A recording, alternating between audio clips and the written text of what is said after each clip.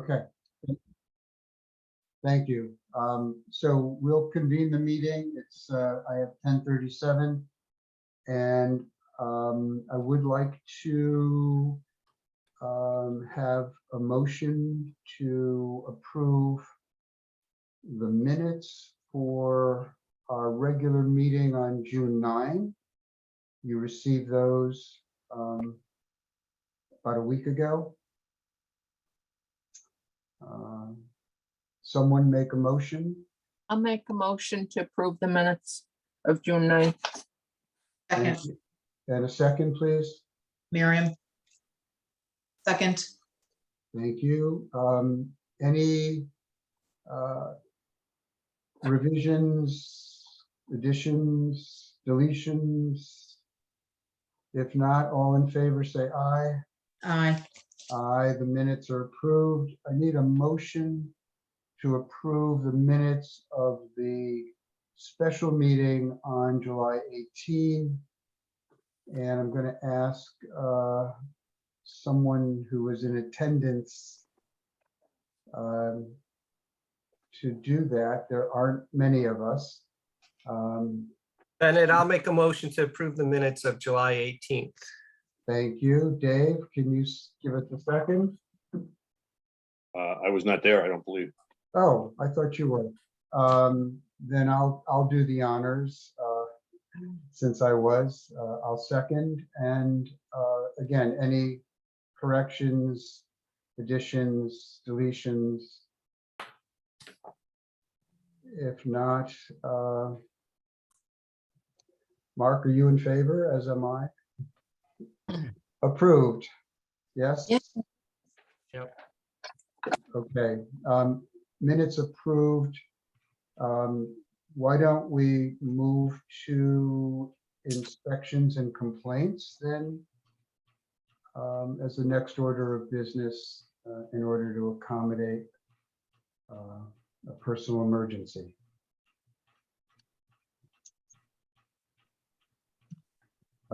Ms. Hamill, if you would, I don't believe we have a complaint report for this month, do we? I don't, if we got it, I missed it. You should, Mr. Chairman, because I forwarded it so that it would be sent to all of you. Yeah. Let me just check now. I'm looking at the agenda with attachments. And I don't have it in my, I'm sorry, not the agenda, in the invite. I do not have it. So for some reason, it didn't make it here. Anita, if you want to forward it to me, I can put it on the screen. Okay, yep, Mr. Cohen, hang on for 1 second and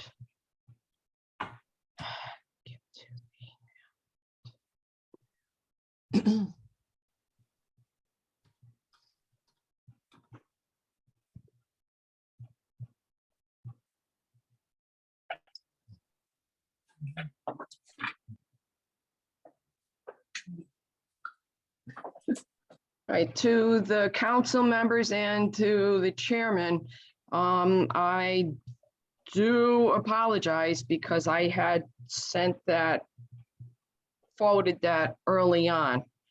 Not a problem. The report, Mr. Cohen will put up on the screen, and then I guess I will move back to the Zoom to see it on the screen. Are you able to see it now? Yes, thank you. Okay.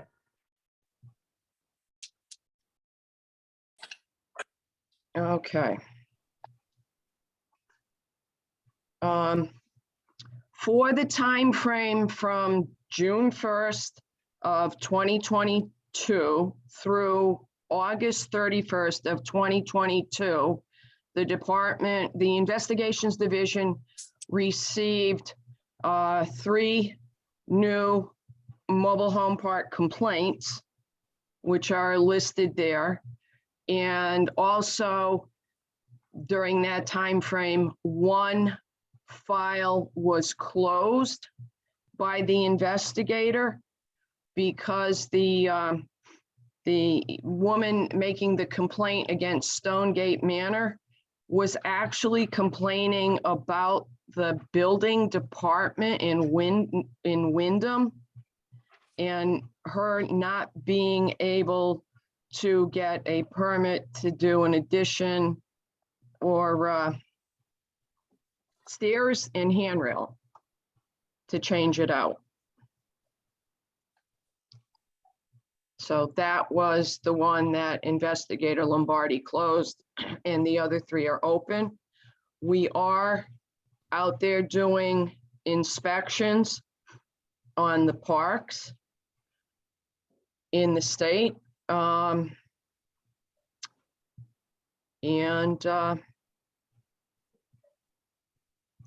again, the file doesn't do a rolling count.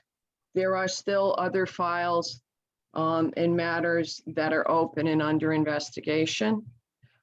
And I think that's it. Can I just ask, when you say there are other files open and under investigation, those would have been reported in previous quarters to us, yes? Yes, Mr. Chairman, it would have been. And with regard to routine inspections, you're operating under the new statute now. Can you give us some sense of how many inspections you've done and how many you anticipate doing in the balance of the year? We are going by the former requirement, and we intend to, for this year, from January to December, to be inspecting all of the parks. Ah, okay. I thought you had begun the new regime. Will that start in January then? Mr. Chairman, that I don't know because I haven't been updated with the plan from Director Brown, and unfortunately, she's away this week. So I apologize. I do not have an answer for that. No problem. Thank you. Mr. Cohen, can you slide the thing over so we can see what the issue of the cases were? Thank you. Yeah. Unfortunately, we're not given any useful information while the case is pending. Well, Ben, and I thought they can provide us with the nature of the complaint. The alleged issue simply says it's a dispute. But I thought that, like, Oh, well, if it's a dispute about trees or driveways or sewer systems or roads, I thought that was okay for that's disclosable even under the sort of the restrictive rules that we're operating. Well, let's see. Can you give us a general description as to the type of complaint? Unfortunately, I can't. The case natures and the alleged issues are what are listed in our complaint tracking system. And I do not have any information to provide at this time. So if that was something that was a discussion with Director Brown that the council was looking for, then that's something, Mr. Chairman, unfortunately, you're going to have to go back to Director Brown for there to be some change made. Okey doke. Thank you. Further questions? If not, thank you very much. Appreciate your attendance, and I hope all is well. Thank you so much, Mr. Chairman. I'm and to the sorry. council. I'm sorry, before you leave, is there a complaint? I'm just looking at this. Having a little trouble with the display of the chart. Is there a complaint from someone from Evergreen Springs in Clinton. I what- can't scroll this chart the way I want to for some reason. The, for the time frame for what you see is from June 1st of 2022 through August 31st of 2022.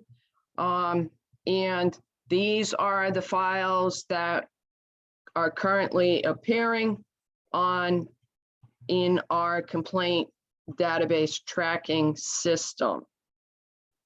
Would this include a complaint? My understanding is there was a complaint filed on or about June 1st from Evergreen Springs, and that it's already been referred to legal. Does that ring any bells? Excuse me, if a file is open, been investigated, and it's in legal, then it can't be discussed. And that is something that probably why Attorney Fernandez has her hand up, Okay, but that would be for later in your meeting. And it would not be something that I could discuss. just trying to verify that it was received. Yeah, but So- wouldn't there be a record that says referred to legal? We've seen that in the past. Right, and I don't know if it was on an earlier report that was sent to you. Got it. Possible. Cynthia, can you elucidate that issue for us?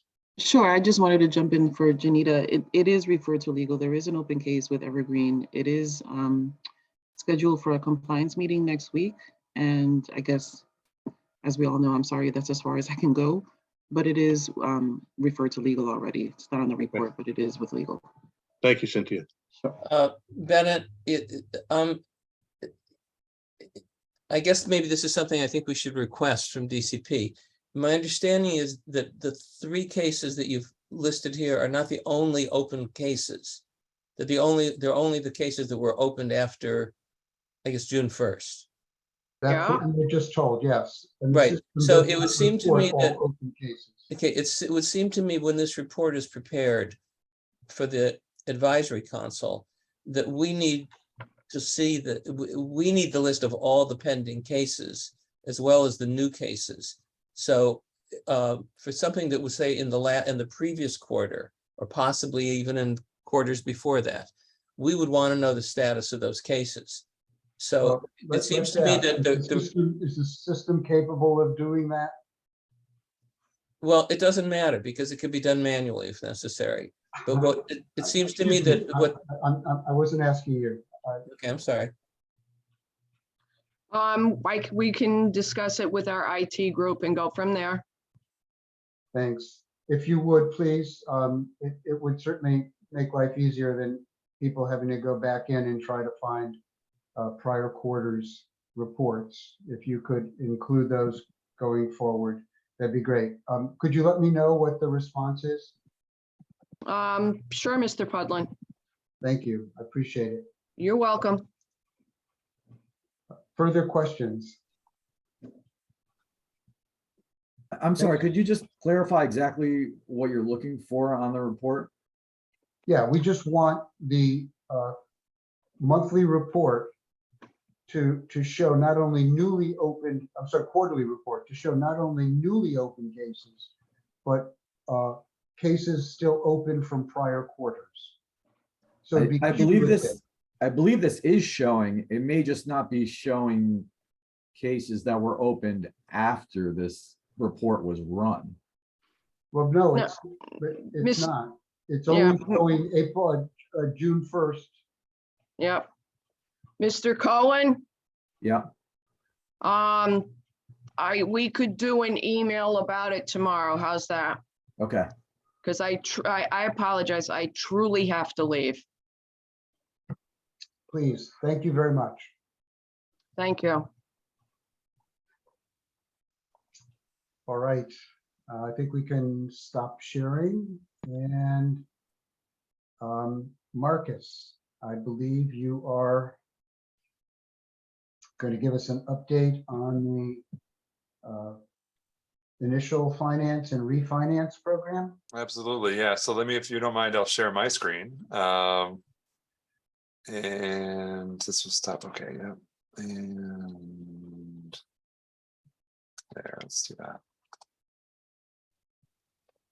All right, so I thank you again for the opportunity to talk, as always, to kind of bring you up to speed on how things are going with the two programs.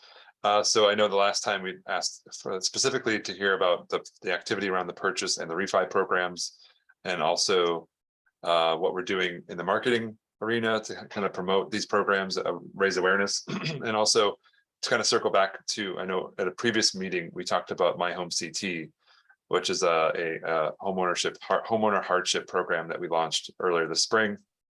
Just to kind of bring you up to speed on how things are going with that. And I have some new updates on that program as well that I want to make sure that you know about and your stakeholders and constituents know about it as well. So let's see. So everybody can see that the screen pretty okay? Yes, thank you. Great. So the program as it stands right now, and this is year to date 2022.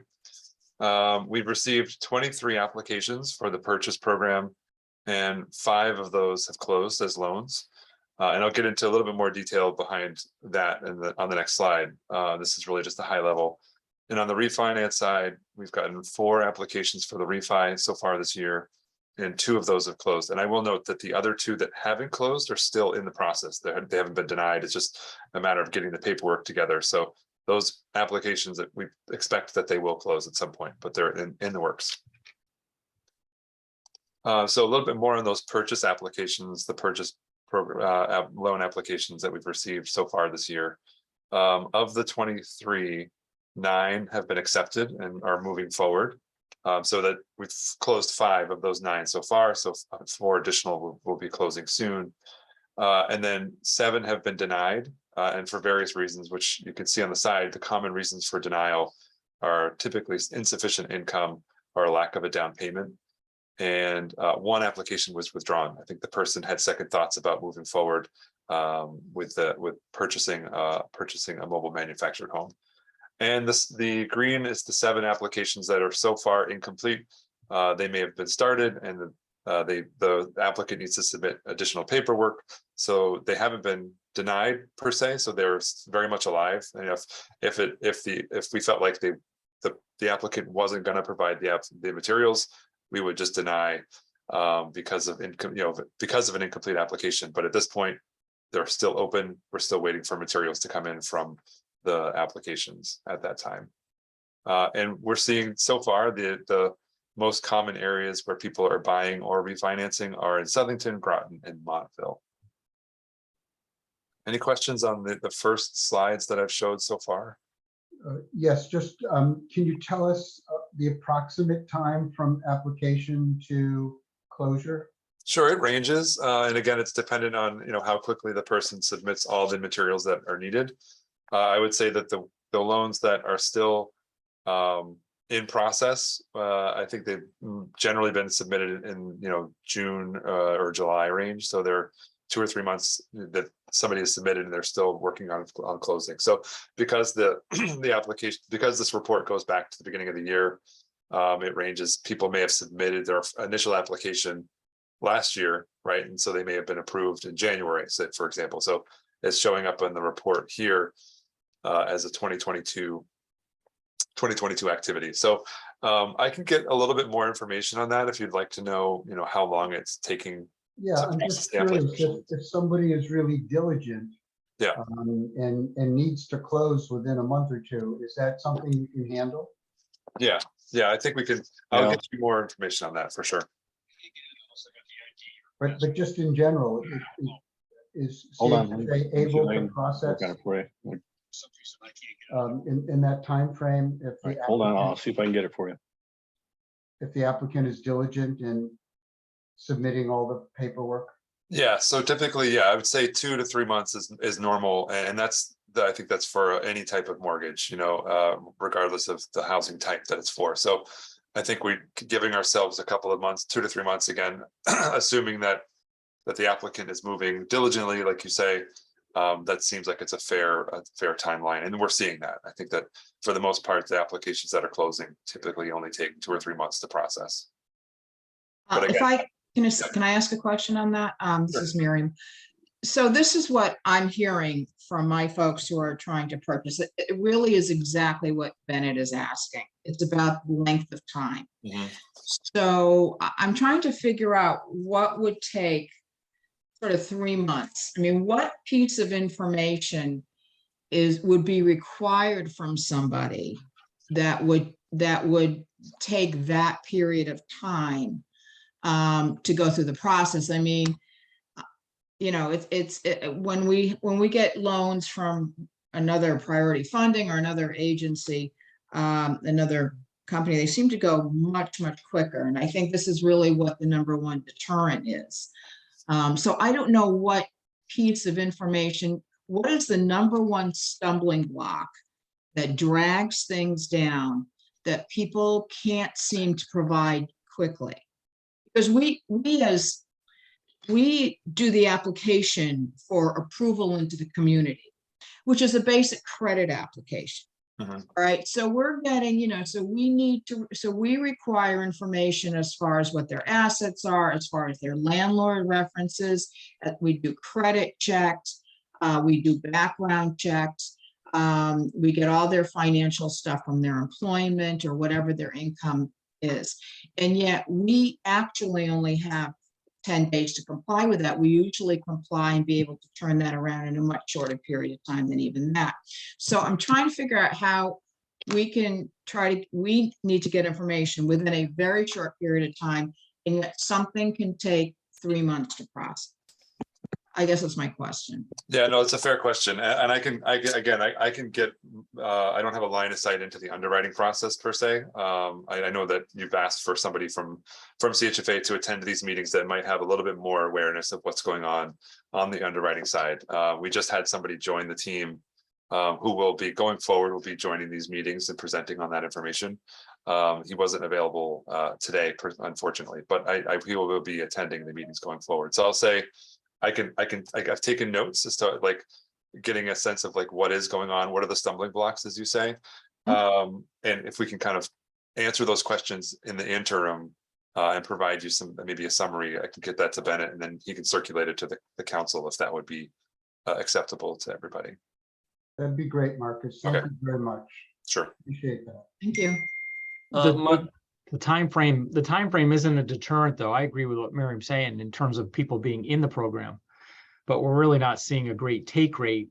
People aren't deterred by it if they don't know how long it takes. So why aren't we getting more people to jump on? You know, rates are jumping like crazy today. So someone could really save money on a refi, right, by reducing their rate down to 1%. I'm not sure why we're not getting more take rate, at least on that. Who cares if it takes 3 months? If you're getting your rate to go from 5 to 1%. Marcus, this is Dave Delory. I did speak to one resident in my community who said she had looked into this a little bit, and forgive me, I'm not familiar enough with the nuts and bolts of the program, but she said she did not qualify because her rate was below whatever your minimum was. You know, like, is it 5 or 6%? It has to be below that, or I'm sorry, above that, and she was below whatever your minimum rate is. Right. Yeah, I believe it's 6%. I'd have to look back at the program parameters again, but right, if your rate is already below that, right, you would not be eligible. Yeah, there's a few other criteria there that somebody has to meet. Yeah. Okay.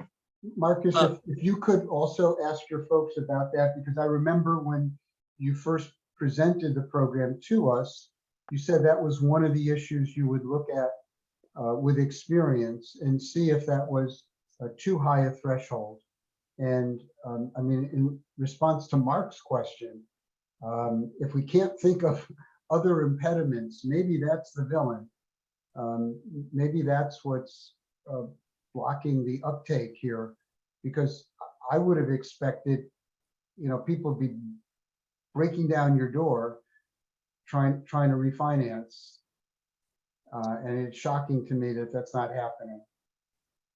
Yeah, I wonder, you know, and I don't know, because I can see the activity. What I can't tell is who is deterred from applying in the first place, right? So that's the key, is like, we can see applications coming in and whether or not they're approved.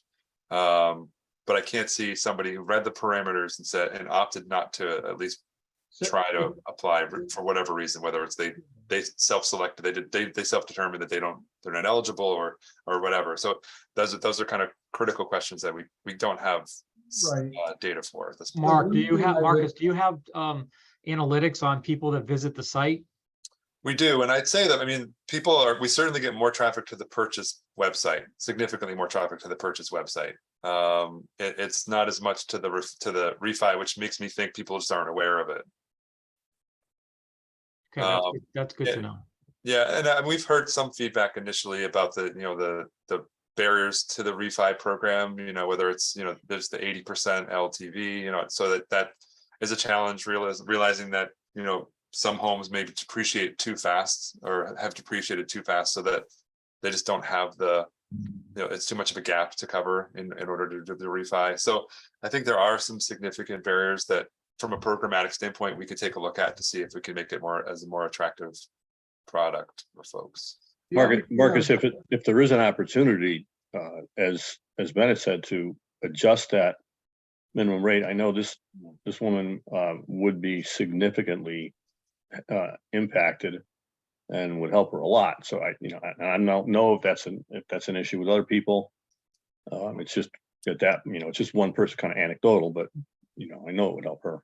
Yeah, I'd have to look I mean, it's entirely possible. I mean, when we design these programs, right, we have this fear that it's just going to be oversubscribed so quickly so we try to kind of set it so that we don't run into that problem. Clearly, that's not an issue here, right? So I think we may be able to go back and see what are those parameters that we set in order to push back against that issue, and then maybe do some adjusting based on. It's worth a try. Yeah. Right. Marcus, this is Miriam again. Is it back to the question of timing? And I'm not talking about refinancing. I'm talking about purchasing, first home purchases. Is there a way to distribute to us what the required information that you need to process an application? And really what I'm looking at is once someone was to give you all of that information, at how much time from that point does it take to get an approval or a denial? Because it's really not so important as the 3 months maybe to distribute money or funds. Okay, it's more important for someone to say, okay, I qualify, I'm in, or I'm not, and I've got to look other places or let the house go to somebody else. I mean, I just think in this market, maybe we're getting, a little slower in this market, but to have to wait for 2 months to get an approval or a denial, it's just not going to make sense. They're not going to bother.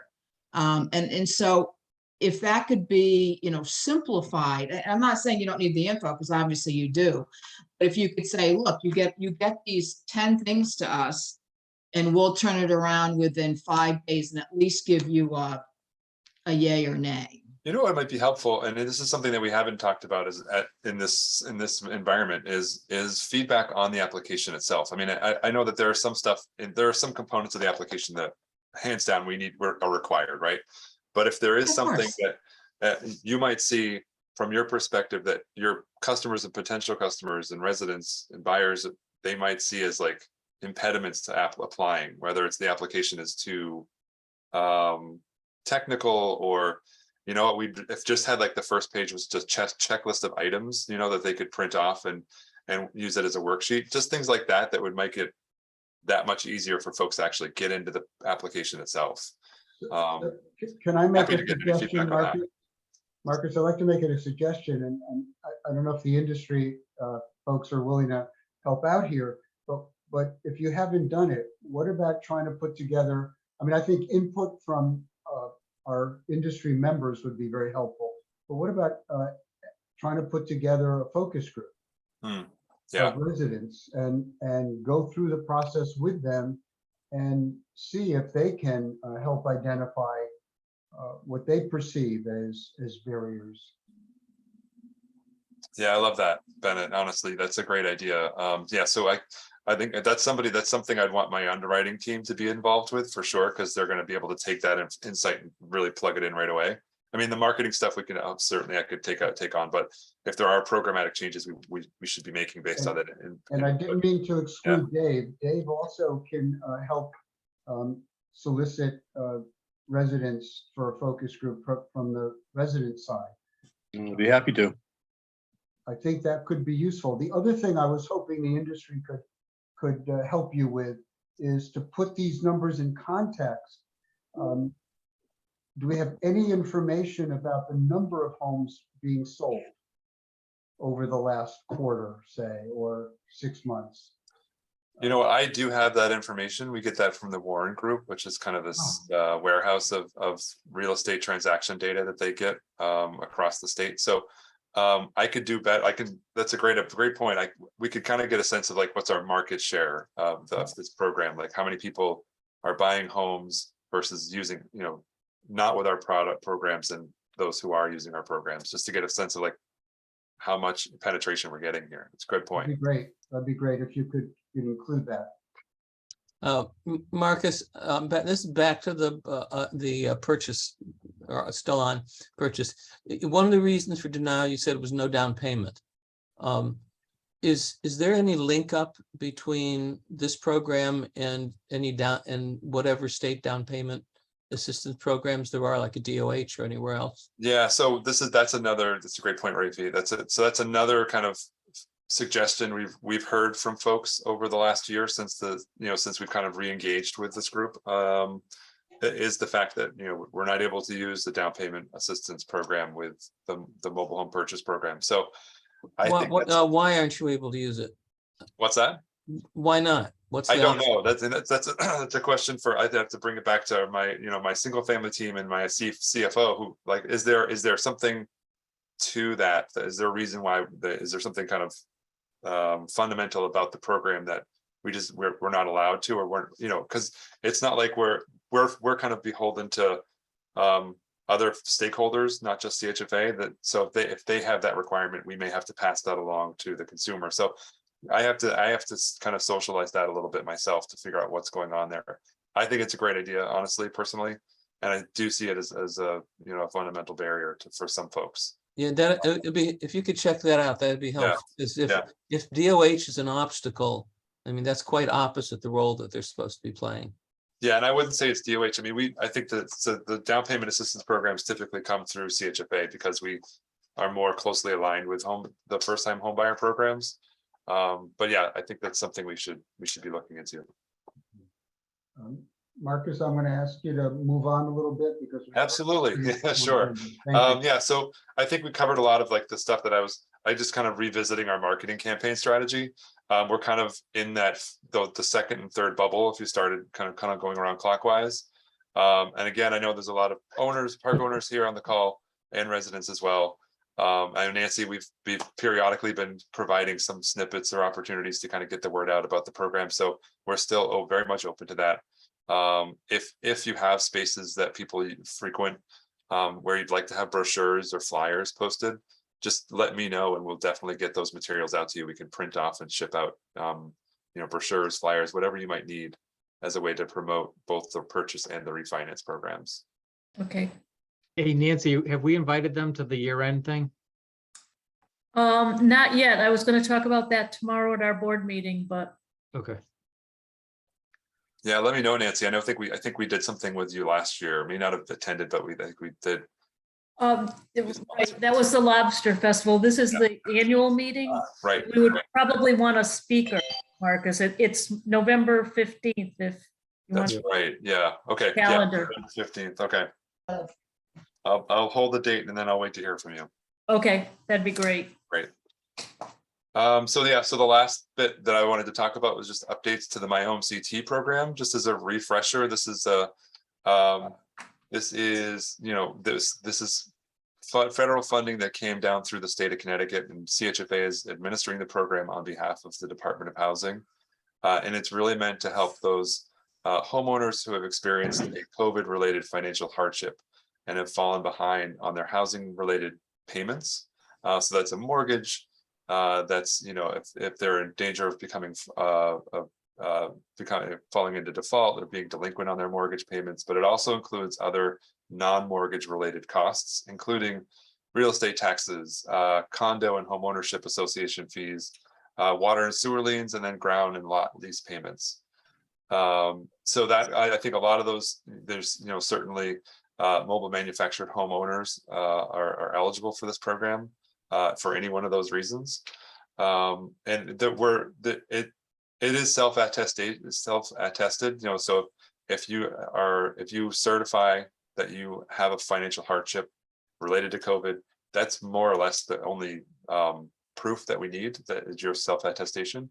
I will say though that the one thing that seems to trip up folks more often than not in terms of eligibility is the hardship piece that goes back to January 21st, 2020. Some folks have hardships that extend well beyond before that. And in those cases, we just can't help. But if your hardship did originate around that time, and again, with real estate taxes, there's a little bit of a caveat there. So if your tax bill came in the kind of the semi-annual period before January 2020, you may be eligible. So I wouldn't necessarily close the door, but that seems to be kind of something that trips folks up. Other parameters, you have to live in the state of Connecticut, and the home that you're applying for, it must be your primary residence. Again, manufactured housing is eligible.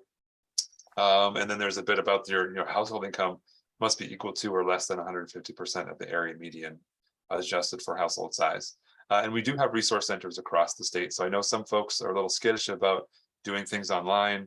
We have a call lines that we can call in, so if you wanted to talk to somebody over the phone, but we also have resource centers pretty much positioned across the state. So if you prefer to go somewhere and be in person with somebody to have them help you with the application or kind of talk through your options, that certainly is an option. Marcus, those resource centers are third party though, correct? They are, yes. They wear many hats. These organizations wear many hats, including foreclosure prevention and housing counseling. So they know this world very much, you know, and they should be able to help provide not only a door to My Home CT, but if you're not eligible for My Home CT, or if you need something beyond that, they typically will be able to help with financial, you know, helping you kind of set a budget, you know, helping you with other financial issues you might be struggling with. If a resident used a third party and we're not getting any communication with that third party company for weeks, is there another way we could find out what the status is of an application? You know, if you have a specific case in mind, I would suggest emailing us. Okay. It's myhomect@chfa.org. And that I'm trying to think of like what's the best way to kind of bird dog that for you, and I think that might be at least the first start. Yeah, you know, we sent somebody down and they met somebody in person, they applied, everything was fine, and the only way I would stop the legal proceedings from eviction was I just asked the third party to send me something saying that their application was in process. It's all I needed to stop the proceeding. Yeah. And no one ever communicates back with us. The lady hasn't heard from anything. Okay. You know, she's over $10,000 in the rears and she's feeling like she's going to lose her home. So yeah. And I think that I would not be surprised if you send the email in, the response might be that the homeowner needs to actually do the request, right? And then they could follow up with her. But I'd be happy if that was the communication that I received. okay, right. You know, no communication is really just not realistic. Yeah. No, I can understand that. Okay. I may have asked this at a previous meeting, but is there a connection to the court system, which has mediators both for foreclosures and for evictions? There is, yeah, and we've got a pretty close relationship with the Connecticut Fair Housing Center, so that they're able to, you know, we're working closely with any of their clients that are coming through, and we do have a regular line of communication with the court system, so they're aware of the program, and in as many cases as possible, they're kind of encouraging people to reach out to the program for assistance. So the court system is distinct from the Fair Housing Center. Yes. I'm thinking of the housing mediators. That's a good question, Rafi. Let me find out for you as far as like what that connection looks like. All right, because the Fair Housing Center is not part of the court system. Right. And there's a requirement to go through a pre-foreclosure mediation if you're the owner of a 1 to 4 family home. And then if it's going through the eviction system, you routinely would go through a housing mediator within the eviction system. Okay. Right. Yeah. So I'll find out to specifically if we're connected to that Thanks. those groups. So the last word, a couple more slides for me, and I'll shut up. So the biggest program change that we've rolled out in the last month or so is the initial maximum amount of support or assistance you could have received under the program was $30,000. It's now $50,000. So that I think that is in response to the fact that a lot of folks are coming in with more severe hardships than we'd initially anticipated. So that's in response to that. And then again, for folks who are interested in learning more about the program and want to be in person, they don't want to do it virtually or over the phone or whatever. We do have an information session coming up at Three Rivers Community College in Norwich in a couple of weeks.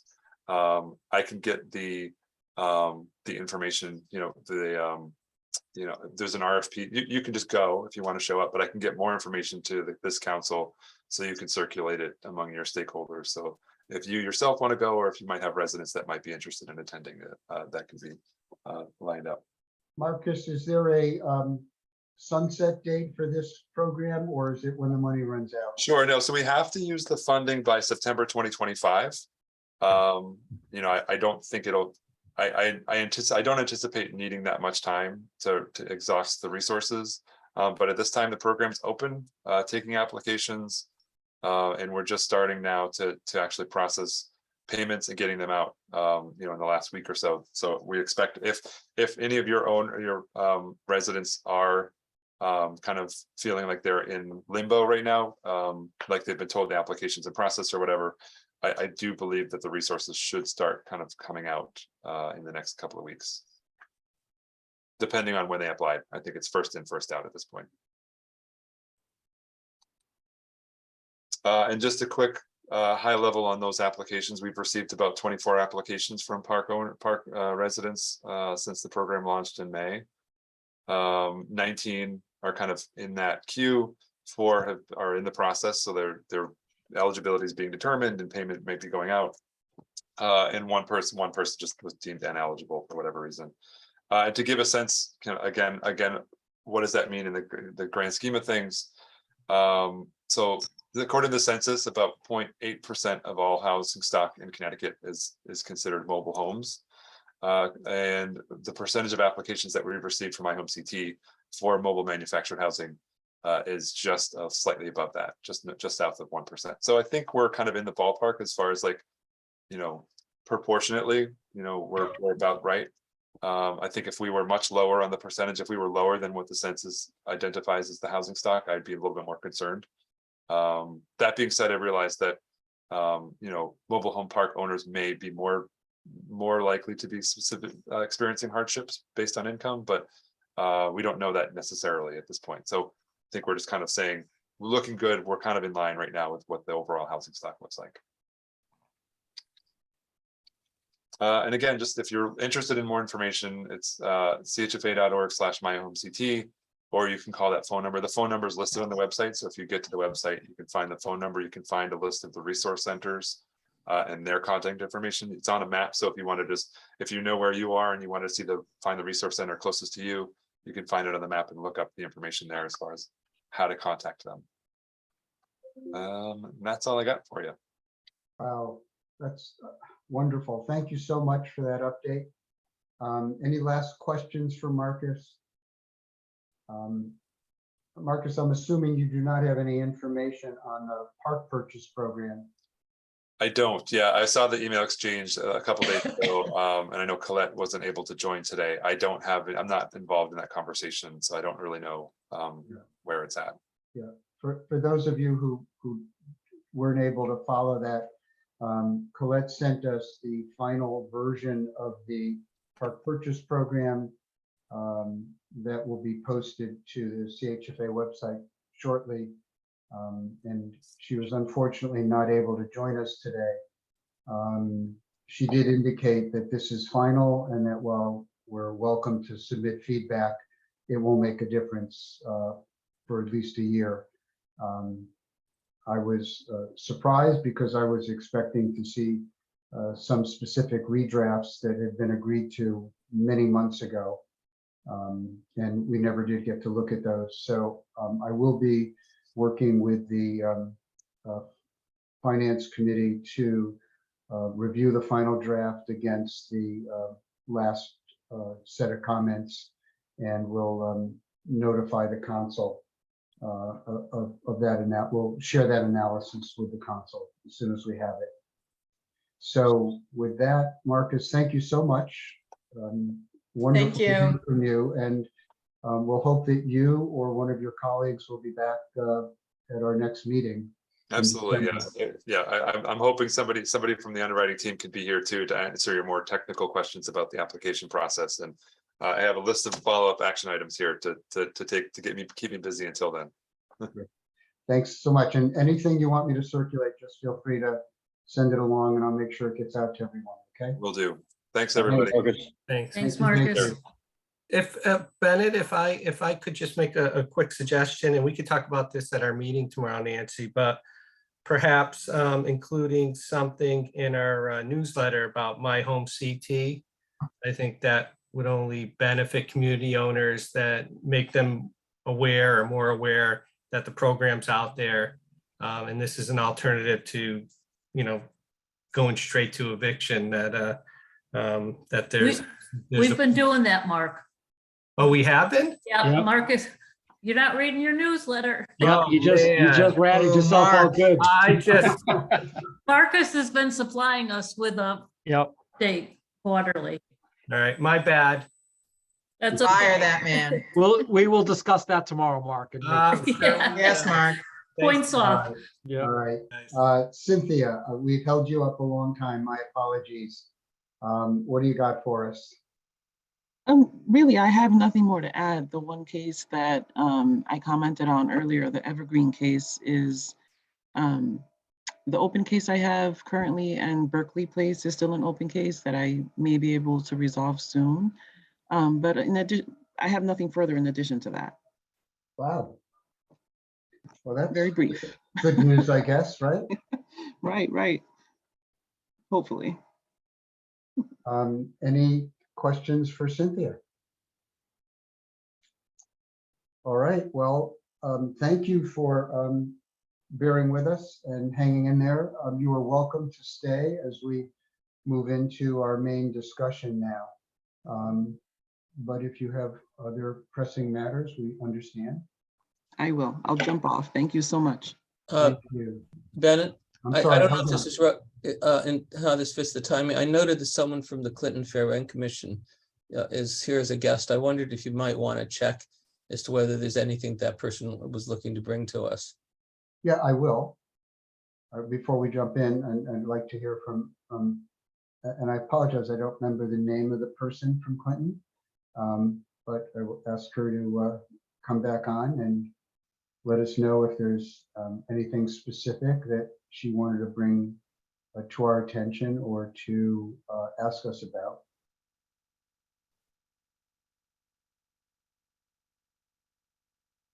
Are you talking about Montville? No, Clinton. Clinton. Okay. I'm still here from Montville. I Yep, think it and was we're Montville. I gonna think get you're to confused. Montville next, but Rafi was asking about the woman who's with the Clinton Fair Rent Commission. If you're still Did you with want us, me to? Yes, I am. did you have anything you wanted to share with us or ask us about? Right, several issues. Number one, the Fair Rent Commission, we have an open case, as you well know.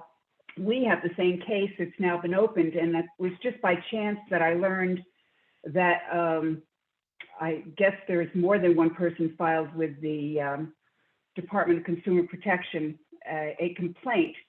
So two of us working on the same case is a little difficult. So I really would like a contact person that I could possibly speak to get a little bit more information. And I did learn that there is going to be a compliance meeting next week. Is that public?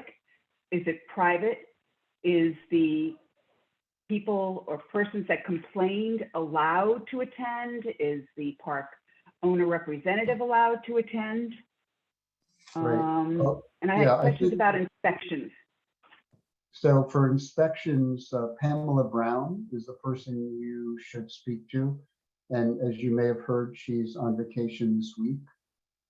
She's the head of inspections and complaints.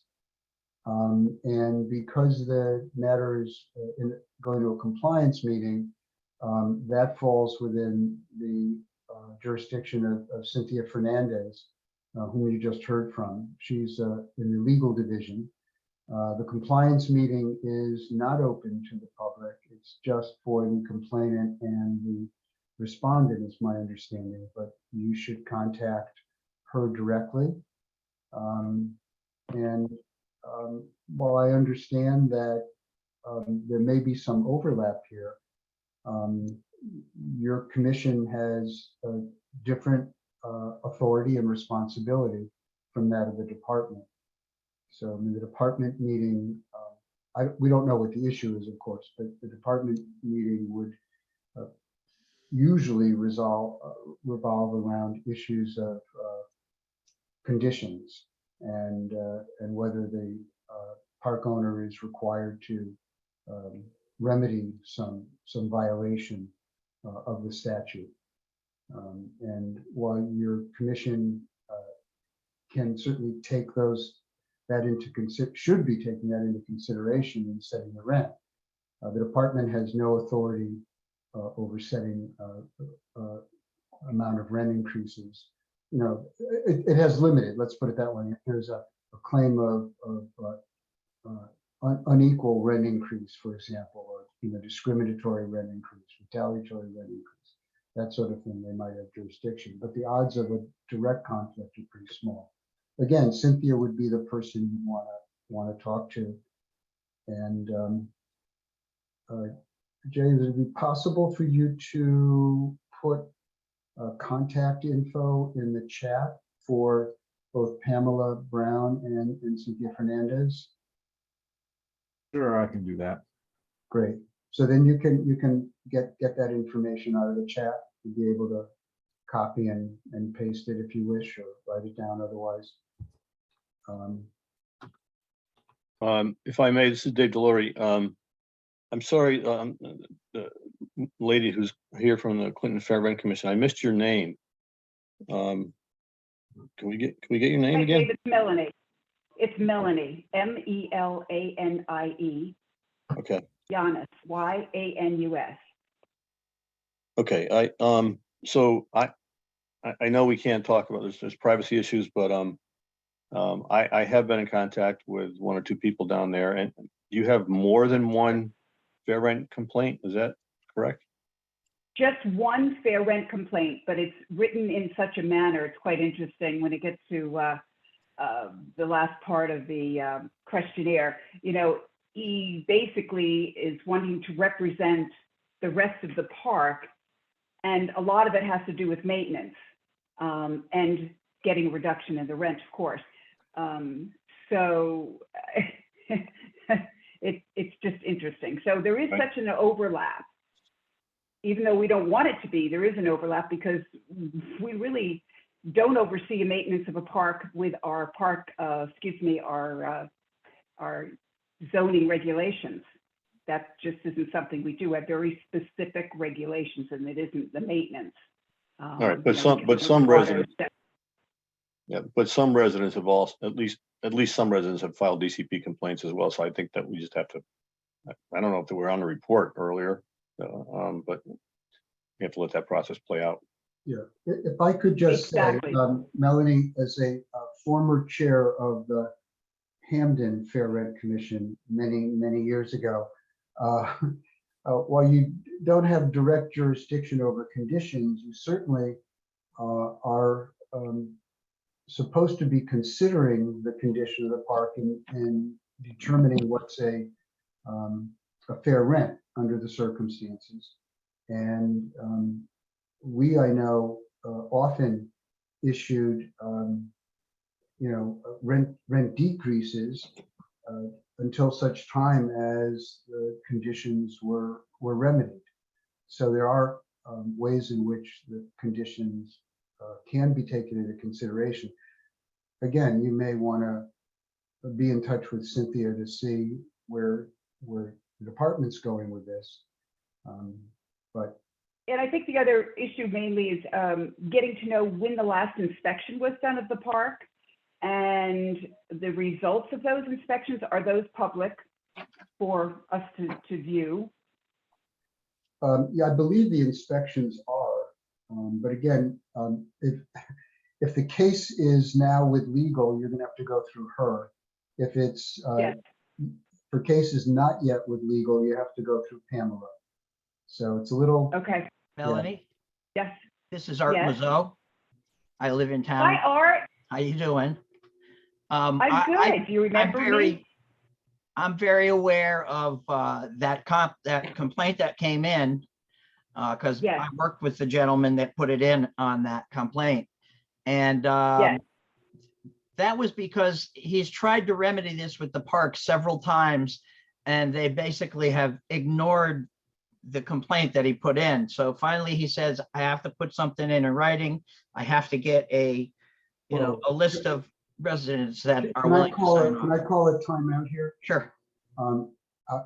Melanie, I don't want to overstep, but I think maybe this is not an appropriate discussion for I us to agree. be having. agree. with you. If you're going to be acting on this case, you Yes. should not be engaged in ex parte communication about it. Yes. So I'm gonna, Art, Yes. just respectfully suggest that we table that. Can I ask a question? You'll have to tell me if I'm out of order also, Bennett, but Melanie, It's not for me to say, I'm just well, suggesting it might be an appropriate conversation. I don't know if this is a similar question that would not be appropriate, but Melanie, if you know the answer and if it's appropriate to answer, do you know if Clinton has a blight ordinance? We do. Okay, all right. That's all I need to know. Thank you. And I'll end here. I just was hoping to let this group know that I think there's fair rent commissions may need a little help from the Department of Consumer Protection and be able to work together to get information, maybe to help each other. Yeah, I mean, that sounds like an important conversation to have. Are we able to see the information that Jake put in the chat? There actually is no chat. I briefly put it up on the screen on a whiteboard, I think it, but obviously the caller can't see anything anyways, but the best place to get contact information is right on our website, ct.gov/DCP, and there's a whole contact page. Yes, yes, I will contact those people. That's helpful. Okay, Thank you. Thank you for letting me speak. Bennett, yes, I think you've identified an important area as to what degree of contact DCP is willing to have with the Fair Rent Commission when there's a case from a mobile home park. And so that actually is something worth pursuing in terms of policy, because I don't know what DCP's response would be. No, we could guess. I would definitely like to put that on our agenda for the next meeting to ask both Pamela and Cynthia to share with us their thinking about that question. I think it's a very important one. And, I don't see why DCP would be different from any other enforcement agency. They had relevant information to share. They ought to do so. They'll probably be reluctant to say anything while an investigation is ongoing or legal action is ongoing. But once it's resolved, I would think then certainly want to have to make that available. Well, but Bennett, can you see this turning into duplication of efforts, people not knowing where to go necessarily for their complaints? I mean, you're using a fair rent commission to complain about park conditions. I mean, that's a decent, where that should be an oversight by DCP.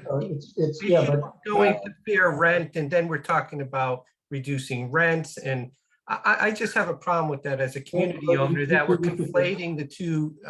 yeah, Let me if you look finish. at the statute, Mark, I'm not suggesting that the Fair Rent Commission has direct jurisdiction over conditions, but the statute makes the condition of the leased property a factor to be considered in the setting of the rent. So if I contracted for decent, safe, and sanitary conditions, and I no longer have them, then arguably I may be entitled to a reduction in the rent. And that is a common issue in fair rent hearings, that that I'm not getting what I was legally obligated to receive. But the DCP already has jurisdiction over that. They have removal of the license, which if I'm not mistaken, keeps you from collecting rents. Oh, no, but you're talking, I think, I'm sorry, but I think people are talking two different things. Under normal circumstances, if this was an urban apartment, the Fair Rent Commission would typically say to the code enforcement agency, go take a look and tell us what the condition of the apartments are. So we got a neutral entity giving us information. Here, I mean, it's kind of interesting because what Melanie said was they don't view, and as far as I know, they can send a person into a mobile home park from town of Clinton and do their own inspection if they want. But customarily they don't. They sort of think, well, that's DCP's job to do the neutral investigation. So then the question becomes, well, how does the Fair Rent Commission get the information? If DCP is doing the inspection, do they have to have someone from the town of Clinton go out and do their own inspection, which seems duplicative? Or can they get the information from DCP, especially if somebody's also filed a complaint at DCP, because they need the information. And then DCP won't even tell us what's, I mean, we know that DCP doesn't want to give out the information and says they feel they can't do that under the statutory structure, which then means Clinton is going to have to do its own inspection of the park. And that's clearly duplicative. Plus, Clinton anyway, so I'm saying that's the parameter, Mark, that's the parameter of the kind of the problem. It's not that someone's sticking their nose into the park owner's business, but it's that there's a structure in which the Fair Rent Commission needs the information, has the authority to get it. They don't need DCP to get it. They can get it themselves. But it doesn't, from their point of view, it seems like that's not the way they would normally do business, because they would normally leave it to DCP. And here's a case, maybe this is a case where DCP is doing its own investigation. How are they, can they have the information? I would say, well, sure, give them the information. It's coming from a state agency, but I don't think DCP will do it. It would make sense in a rational universe, Mark, that the Fair Rent Commission, rather than sending someone from the town housing department out, would rely on the statutory agency charged with the responsibility to do the inspection, and then let them know whether they find a violation or not. But I would also like to weigh in on this. We have a resident who lives in this particular park. I was in contact with another resident over the last couple of days. Art, was the entrance to the park threatened by flooding the last couple of days? The river was very high and they were worried about it. So they opened the rear gate, right? They opened the rear gate because of that, right? They opened the rear gate so we could have access to exit if there was flooding. Right. So with between that and homes that have been abandoned for many years, and the roads getting flooded and having problems with drainage on a regular basis, would you say that impacts the value of the rent that you pay? Well, I think we're Homes getting homes far afield abandoned here. has nothing to do with the park. Homes abandoned is a court. It's held up in the courts. Abandoned homes is one of the worst things that mobile home park owners face today, is either abandonment because they don't want it or abandonment through death. The court system in Connecticut has made it almost impossible for a park owner to get So- possession of that home. That's not an issue Yeah. for I'm the rent gonna- commission. Well, we I'm may going have. to suggest that we hold this discussion till our next meeting. We have a major agenda item that we are in danger of not getting to. And I think we do need to think about this and talk about it and engage the department. I think it is a very important issue. And I'm sure Clinton's not the only Fair Rent Commission that's going to have to grapple with this. So I think there's a lot here to try to reconcile. Mark, just so you know, that the reason that the gentleman has complained about the homes is because there have been squatters in them. And I've had the same problem right across the street from me, where the homeowner left the home or was evicted and squatters have moved in. I agree with you. Art. And in fact, in the home across the street from me, 3 different groups of squatters moved in the same year. Yeah, And I the park agree with you. know anything It's about them. very hard for guys like us to do anything. And I agree with Ben. I'd love to make this a topic of help from whoever you guys think we could address some kind of legislation to make it where if a home's abandoned for so long that the park owner gets possession of the home to do with as they need. Getting people to be evicted that are squatters is like crazy, ridiculously impossible. They have It's more just- rights than we do. I agree. Yeah, no, yeah, you may think so, but I agree with you, Art, 100%. And I agree we should make this an agenda item for a future date. All right. Well, thank you, Melanie. I appreciate your bringing this to our attention, and you're welcome to come back. We meet quarterly. The schedule is posted on the DCP website. I believe our next meeting is December 7th. Someone correct me, please, if I'm wrong. But again, you are welcome. Yeah, I would like to join that, and I will try to put some of my thoughts to paper and get it to the correct contact people or persons because it is important. And yes, it isn't just Clinton. This is all over the state.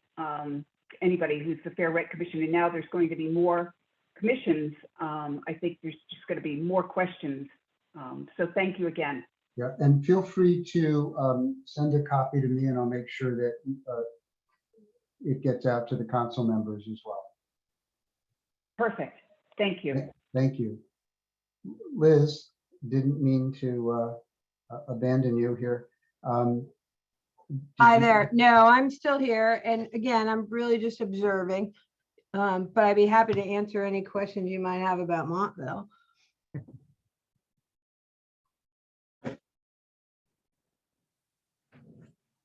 It's a great town. It is a great town. Yeah, I at some point I would like to know what makes it so hospitable to mobile home parks when so much of the state is antagonistic.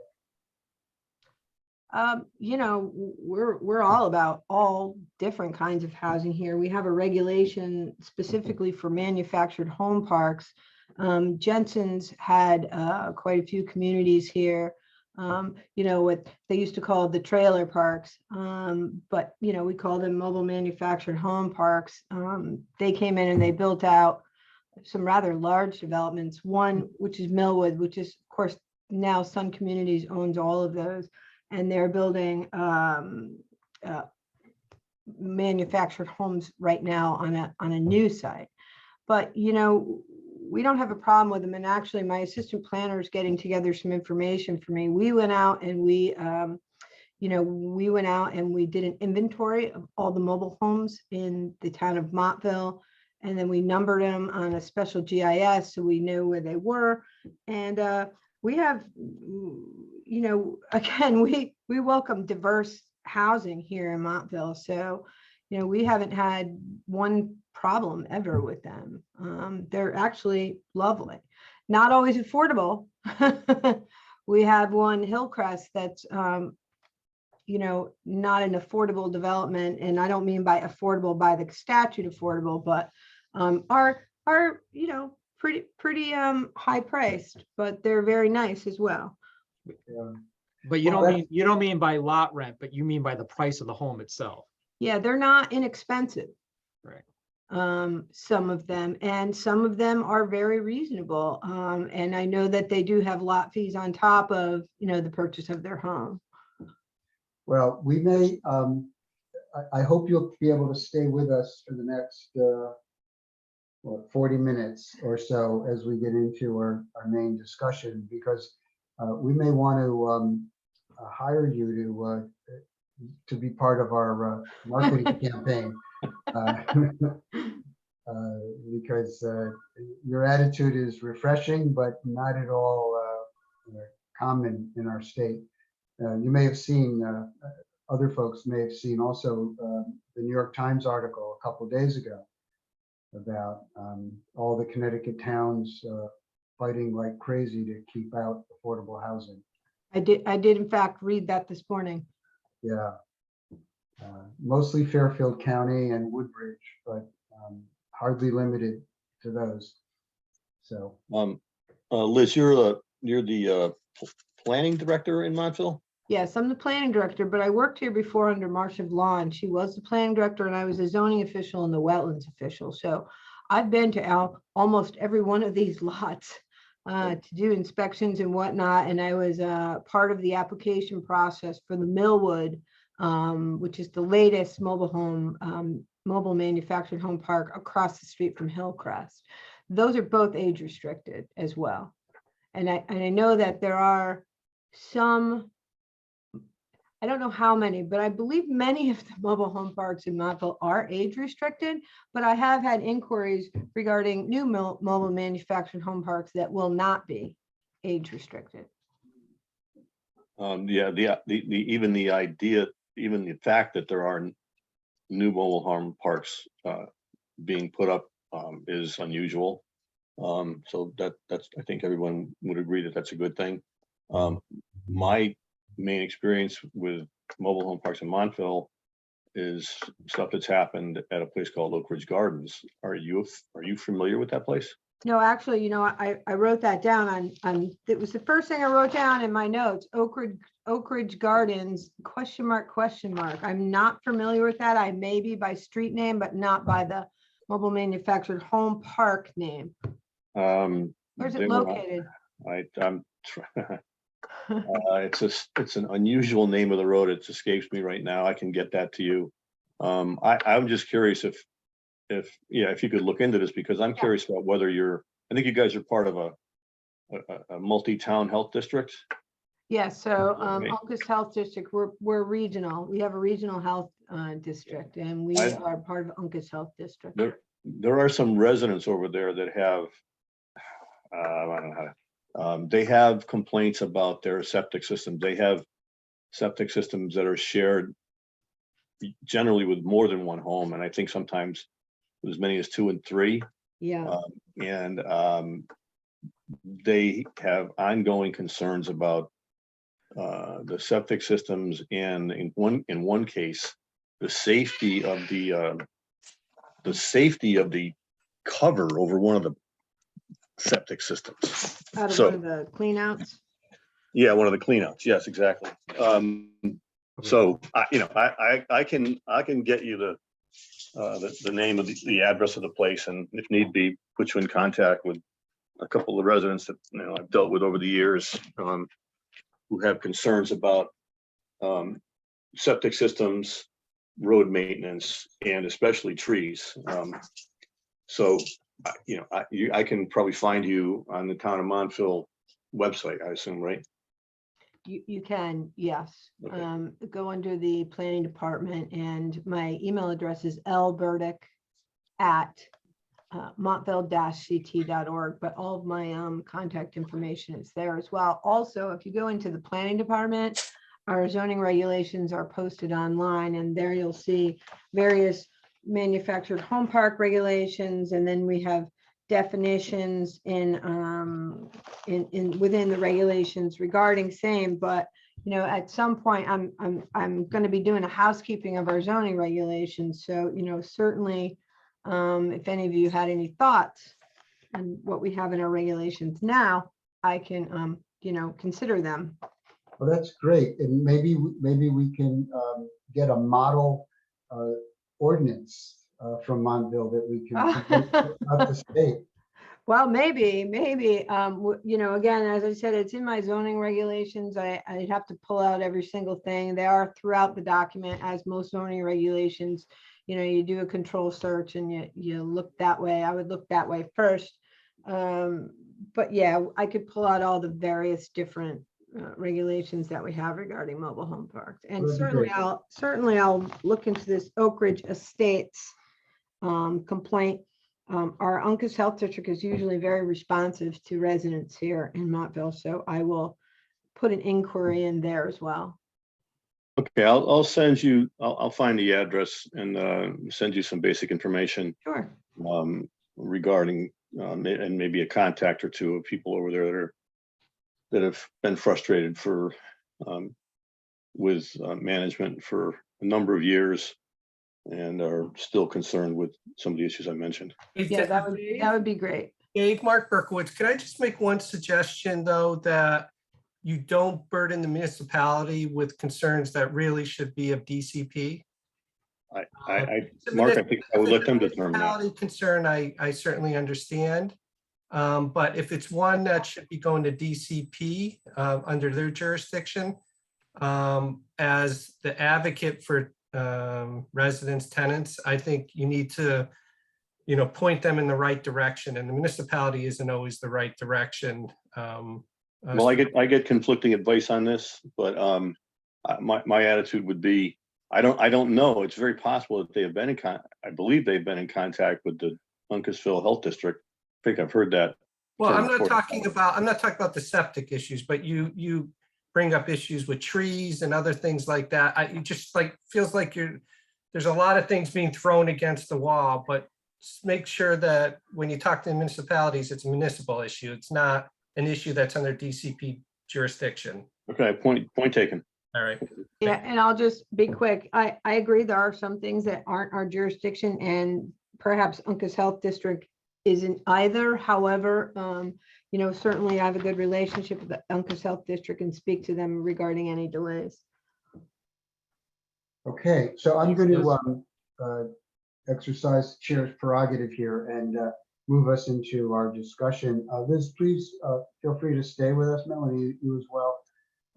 Okay, thank you. And you also, please come back.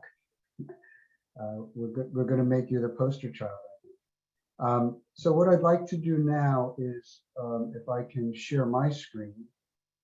Let's see what I can do here. We'll try that. Can you all see? Let me enlarge this a bit. Can you see my screen at this point? Yes. Super. I sent this out on Monday, I think. And it was also an attachment to the invite for those of you that accepted it. It should have shown up at some point as an attachment to your Outlook invitation. So at our last meeting, actually it was 2 meetings ago, we created a committee to work on priorities for the council, kind of short-term priorities, I'd say like 12 to 18-month priorities, involving the greater acceptance of mobile homes as decent, safe, and affordable housing in Connecticut, and as a potential part of the solution to the crisis we're facing in Connecticut. I can't remember where I read it, but I think we may have the lowest rental vacancy rate in the country. I'm pretty sure Fairfield has the lowest county rate in the country. It's basically, you know, rule of thumb is anything under 5% means there's no vacancies. And I think Connecticut was something like 2 or 2.5% vacancy rate. And yet, mobile homes have gotten no attention from any of the state agencies that are engaged in, the governor's priority of increasing affordable housing that I can tell. So our committee did meet. I can't remember when, at least a month ago, and we brainstormed a list of potential topics that we thought the entire council could unite around, and we could work through our various committees and as a council as a whole to try to get better public understanding of the issues, to try to get the relevant state agencies more engaged, and as appropriate, perhaps promoting legislative change as well. And so the document that's up here is the summary of our discussion, and folks who contributed to this are present here today, with the exception of Al, but I think others could speak on his behalf. And for those of you who were not in that discussion, I wanted first to give you an opportunity to ask any questions or to add any of your own thoughts to this. And then I'd like to engage us all in a discussion about how do we take this very big list and whittle it down to 2 or 3 perhaps priorities that we could really commit ourselves to and spend some of our energy working on in order to make a difference. Does that make sense to folks as a way to proceed with the little bit of time we have left? Sure. So I can no longer see the list of attendees, but those of you who were not part of the discussion, you'll know who you are. Please feel free to speak up. If there's anything here that you have questions about, anything that you want to second. I will, I can enter something like, Yeah. I guess, Bennett, that first whole thing of out-of-state investors, I don't agree with. I have out-of-state investors that I work for that have been able to provide communities much more, have done great things for this community. I'm talking about High Rock Landing in Groton, 200 homes, no complaints. They've done great things. They've owned it for, I guess, 5 years now. And I have a problem just making blanket statements Right. that an out-of-state investor is a bad thing or a bad image or all of that. I mean, I think that, it's hard enough to sell a property these days. I don't necessarily think it works in anybody's benefit for the halting or any way that prevents these older parks, let's put it that way, from being sold and to be kept in the hands of owners who can no longer afford to upgrade them or to keep them or have no families that are able to take the next generation to where it needs to be. And I just, there's certainly ways to improve management issues or whatever it is, as opposed to talking about, hurting an investor group from purchasing. I find that I'm amazed to even read that, I guess, to be honest. You know, without someone really understanding the entire financial situation of what, you know, manufactured housing communities go through these days. So I personally would just say that whole first 3 bullet points, I don't quite understand. Okay, well, thank you. And, you know, if they're, you know, I'm not quite sure if everything, and I wasn't obviously in this group, so I don't know. And I'm not, you know, I think, you know, promoting sale of parks to residents is a great thing, but, you know, it's still always going to be, to me, a minority In of the parks last to be 8 sold. The majority of parks get sold to other mobile home, you know, folks. They don't get sold to their residents. Right. And, you know, there's not that many families left anymore.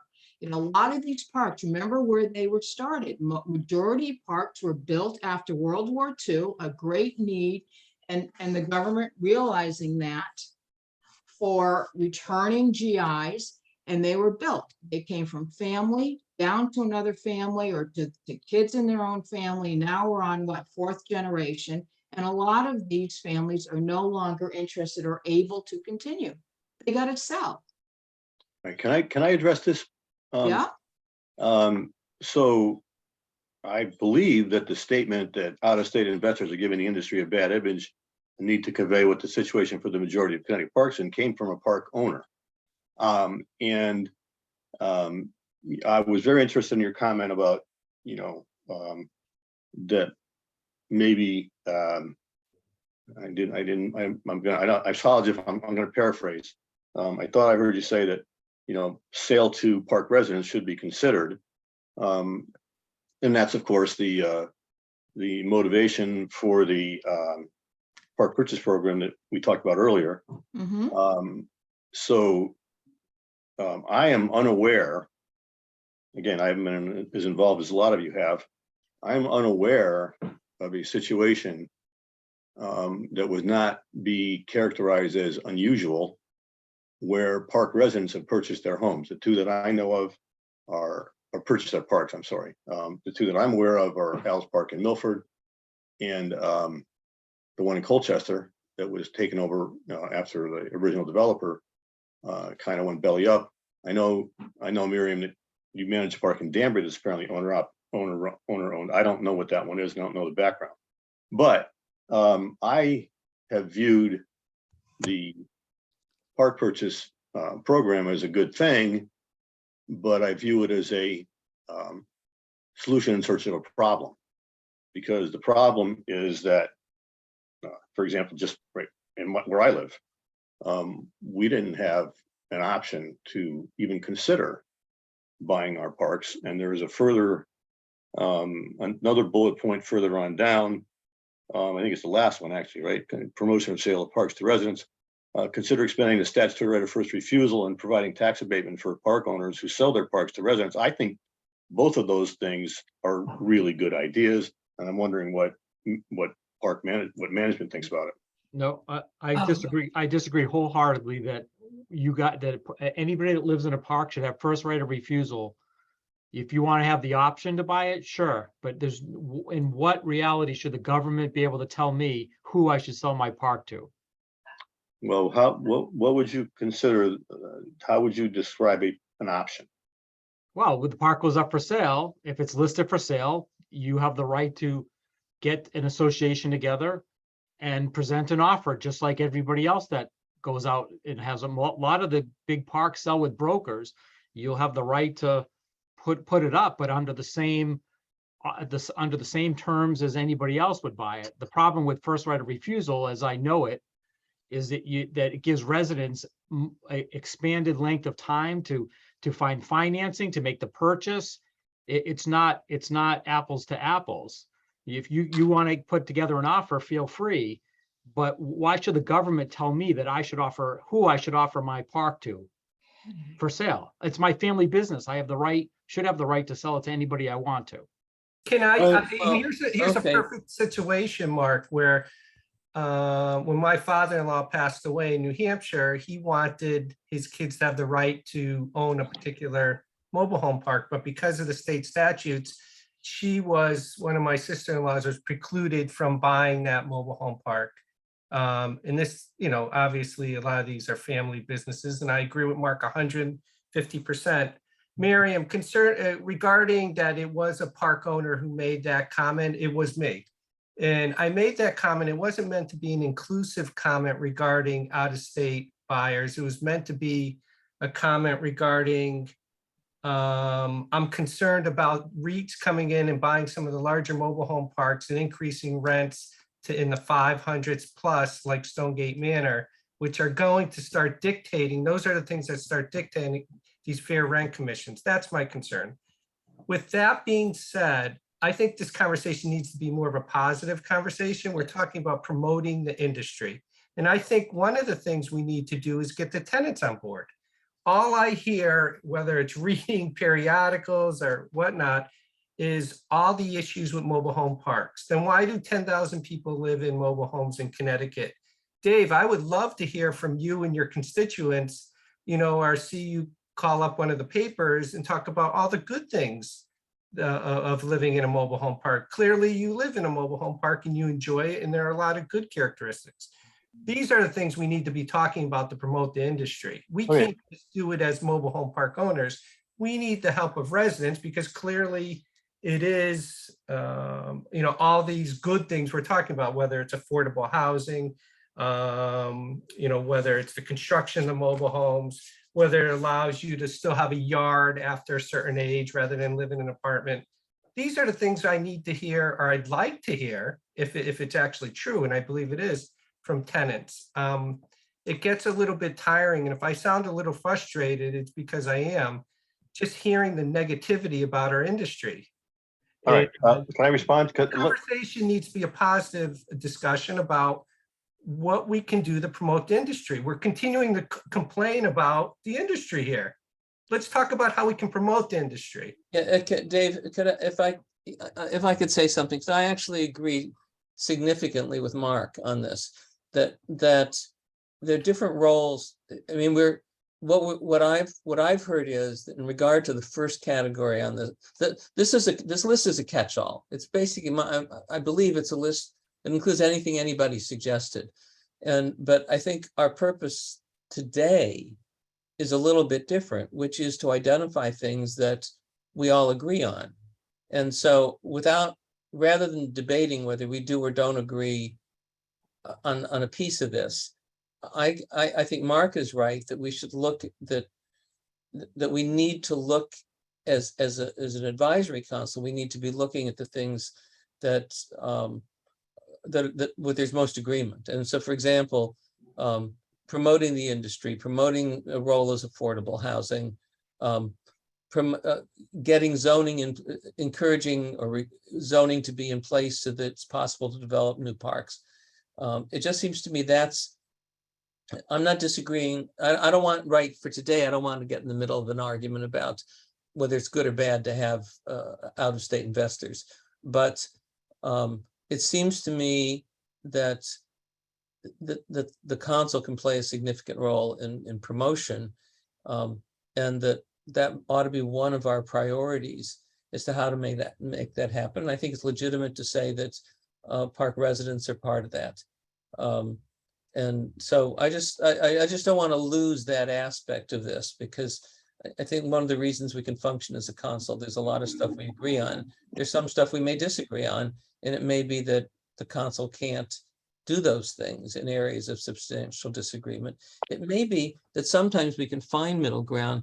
And we were talking about abandoned homes, which is one of those areas where the advisory, there's an existing statute on abandoned homes and eviction, and that was really put together by a working group within this advisory council, and that was because of the need to try and balance the ability of park owners to remove abandoned homes, but also to make sure that homes were really and truly abandoned, and not merely somebody has died, for example, and nobody has dealt with the issue, where there may be family that have an interest, or maybe avoiding treating somebody who's being evicted, who may have no capacity to remarket a home as if it was an abandoned home, which is different from a home that somebody can't resell.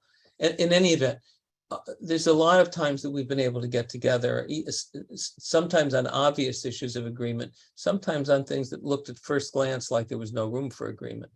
So I just want to put that on the tables, because I do think that for today, at least, we're better off talking about things that we agree on rather than things that we disagree on. Thank you, Rafi. And I just want to reiterate that this list was put together by the half a dozen of us who were in the room, and one person who couldn't make it, who sent in written comments afterwards. And it's a starting point for us to try to find common ground. We're not going to get anything done if we take items that are divisive.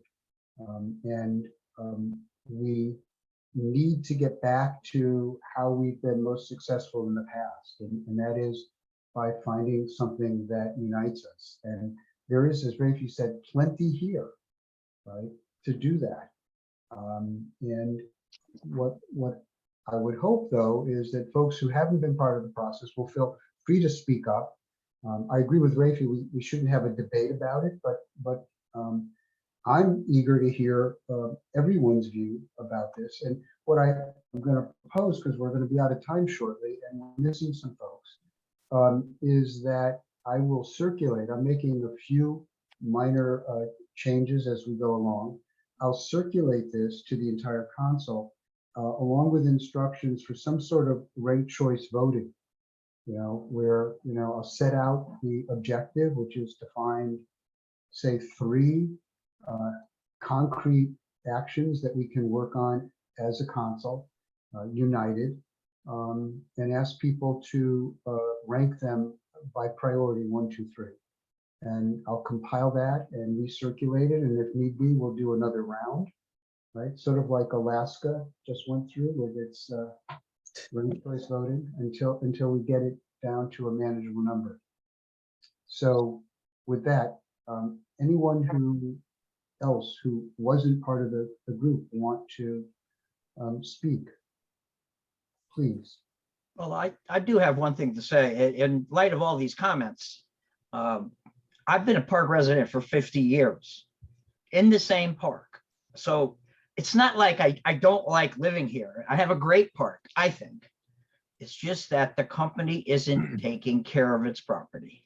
And that's the only concern I have about living here, is that when things don't get fixed and just continue to deteriorate, that it makes the residents frustrated. And it's hard to be proud about a company that is not doing what they're supposed to do for you when you pay $730 a month for rent.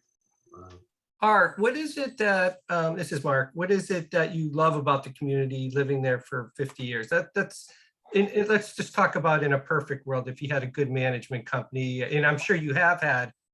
Listen, it's provided with me with the opportunity to put away enough savings for my retirement, where I'm going to purchase and build a log cabin and have no mortgage.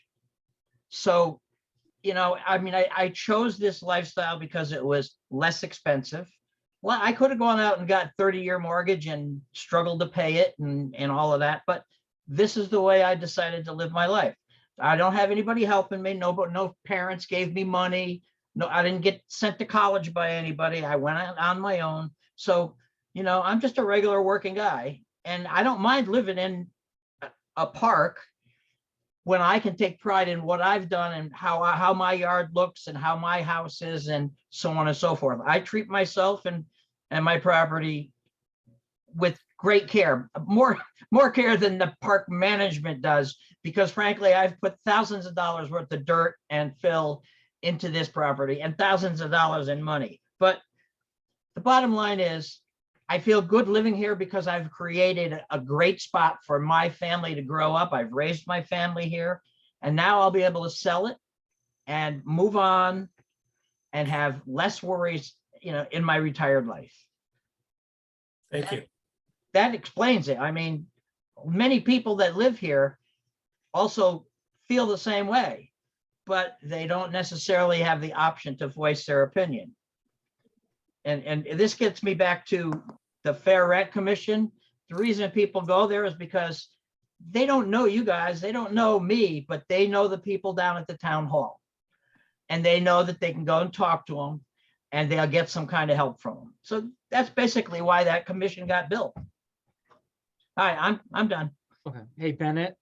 So Yes. tell me how you want to go down this list. You want to just start with zoning? Do you want, tell me how you want to, because we're just going to keep kind of spiraling here, I think. I think whatever you would like to talk to, if there's something here that makes sense to you. Yeah, so zoning, I think, I look at zoning, so just to give you guys, I'm in the process of applying to build a new community. And it's been almost over a year so far. And the only way we were able to do it is under the 830G statute, which makes it that much more complicated. So obviously, if I could have built a community that I didn't have to use the 830G, it probably would have been a lot better. But we couldn't find any place to really allow it, any town to allow it, unless we kind of use the 830G to kind of, force their hand a little bit. But it's still over a year, and we still don't have approvals. But I think, one of the things that we want to do is when we build a community is to basically promote it, right? That look at these new houses, look at the front porches, look at how great, look at what the industry is today. Don't look at what the industry was when they were, had 10-foot wide homes and 40-foot long, flat roof homes. I had two of those. These are beautiful. These are beautiful homes today, as in Montville through Sun Communities has shown us that can be built. But I think that's the way we could do it. Is we need some new communities to be built and be promoted as they're being built, to kind of get the word out that it's kind of not your father's Oldsmobile anymore. I hear you. Before we go on, Jay, if you can, Al says he's been listening but unable to speak. Can you find him? He's on by phone, and promote him. He's promoted. He is. Okay, well, Al, you're able to hear us, so Al's on, right now he's marked as unmute. okay, so your device seems to be muted, Al, if you can find a way to fix that. Jay, are you able to unmute him? Unfortunately, no. Al, you're gonna have to try it yourself. Sorry about that. Al says he's been here from the beginning. I wish we had known. Yeah, sorry, there should I be a didn't mean little to cut you microphone off. icon that you can click on now. Say again? There should be a little microphone icon that he can click on. Yeah. Look Al, for the microphone icon is at the lower left of your screen. If you can hear us. Mark, I know over on the right, preserve existing parks. That was something you responded to at a prior meeting. I assume you're still in favor of an action like that? You're talking to me or Mark Berkowitz? Mark A. What was your question? Over on the right, the item for preserving existing parks. Oh, yeah, that would be amazing. I think, I know everyone's talking about, septic's always going to be a big issue, and I know it's important to Dave and his folks that he represents. Septic is a big issue because, the parks were built so long ago, and yeah, sure, some of the homes do share tanks, and the reason that guys like us kind of band-aid it as long as they can is because the DEP, and I'm not complaining about them in the sense that I know they want to do the right thing.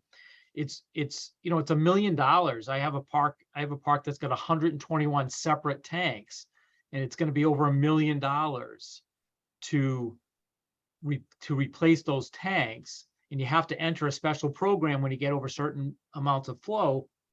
And it's $10,000 just to pay a fee to the DEP, just enter the program. So if there's ways for the state to offer some kind of help, and it's, by the way, it's one of the reasons that rent goes up.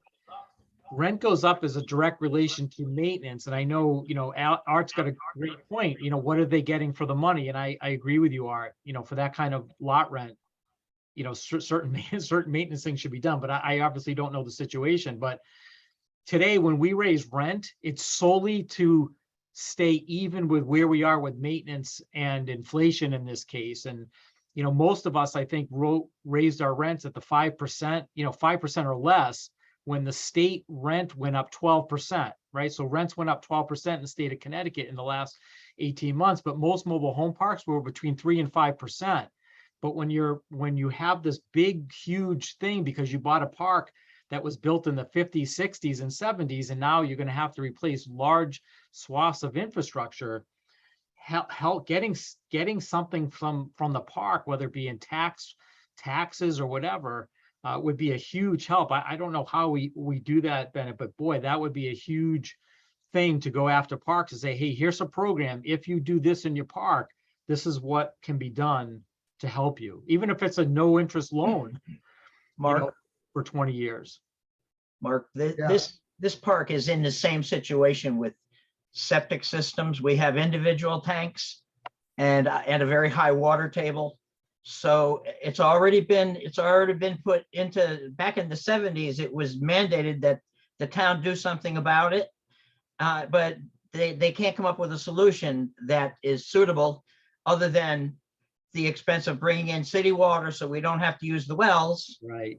Or pumping out pump houses and stuff like that, like what you've got. So yeah, it's the same. They're in the same situation. I know that.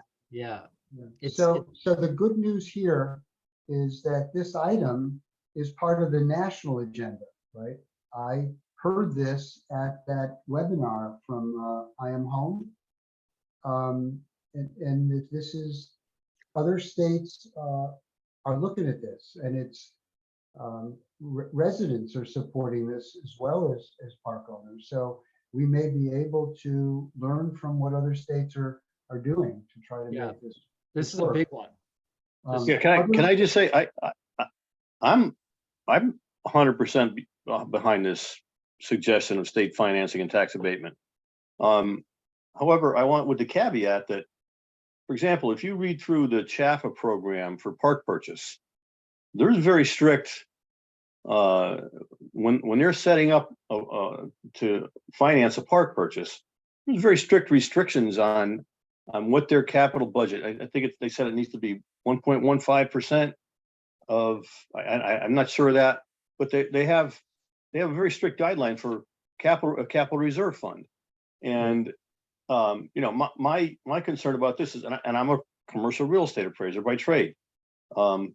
And one of the things I see, not just among mobile home parks, but any type of investment property, is that condominiums, whatever, is that there's not a little bit of set aside every year for these kinds of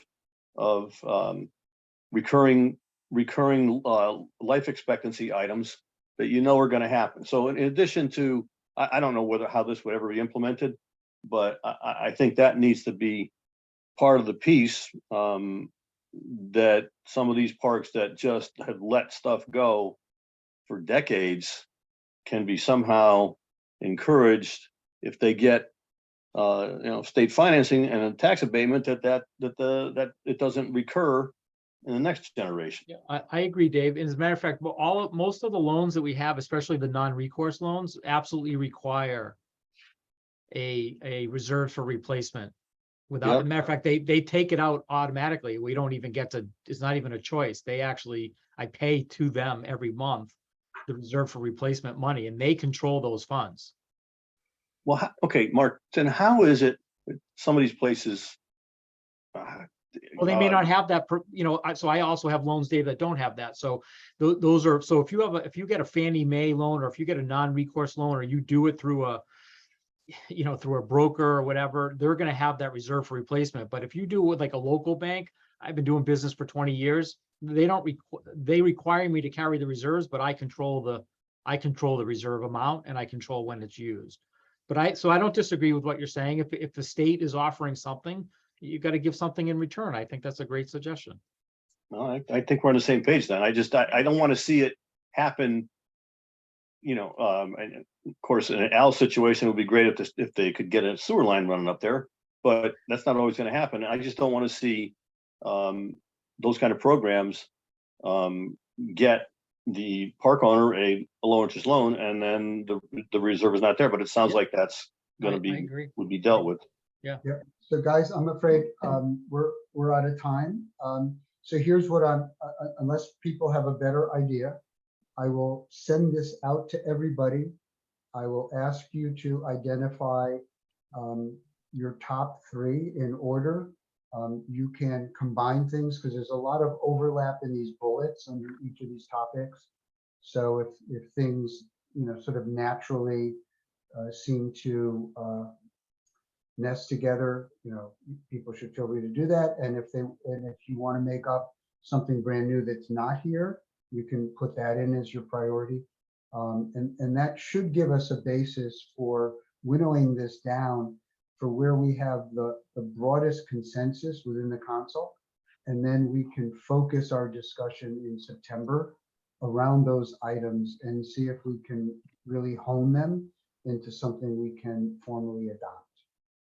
And I may ask the committee to meet in the interim to do some of that massaging work before we meet.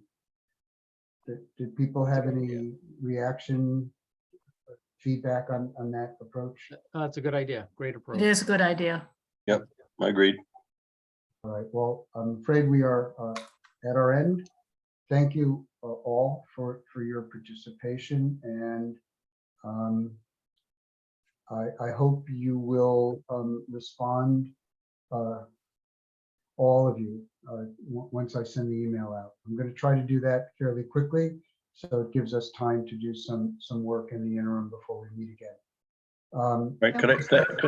Could I say thank you to the town representatives that took the time to join us and learn more about the issues facing mobile home parks. I really appreciate you coming and joining us.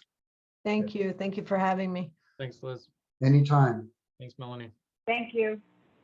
All right. Be well, and we'll be in touch soon. Okay. Thank you. Thanks. Jay, thank you for all your help. Bye-bye. Bye-bye.